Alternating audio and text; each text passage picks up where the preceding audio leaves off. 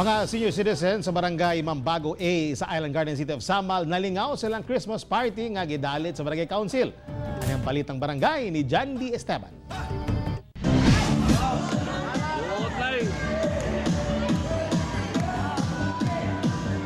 Wala nagpaulahi ang mga senior citizens sa Barangay Mambago-A sa Babak District sa Island Garden City of Samal sa paglingaw-lingaw. Kining sinanay, tataw nga kaya pa kaayo niyang muhataw.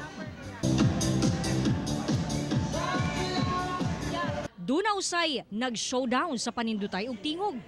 Nga nagpuyo ning dughan. Ang mga pasundayag, selebrasyon sa mga senior citizens sa ilang komunidad atol sa panahon sa Pasko. Manaikas, para dula-dula nila. Kaya kini ang mga senior citizen, energetic pa kayo ni. Manayaw pa ni, manganta pa ni. Unya, may manay mong pahinungdan kaya para po sila na mailang di malimtan ba ang ilang pagtambong sa aning kalingawan. Grabe na mong kalipay. Kanamong tanan nga mga senior citizen o sa mga bisita. Hilabi nagyud sa among bisita nga mga GMA. Nagpasalamat ako sa atong Diyos nga kami aniya nahiusa nga nag-celebrate sa among party. Naapod sila ay exchange gift. Ang mga senior citizen nalipay pag-ayos sa mga nadawat nga regalo.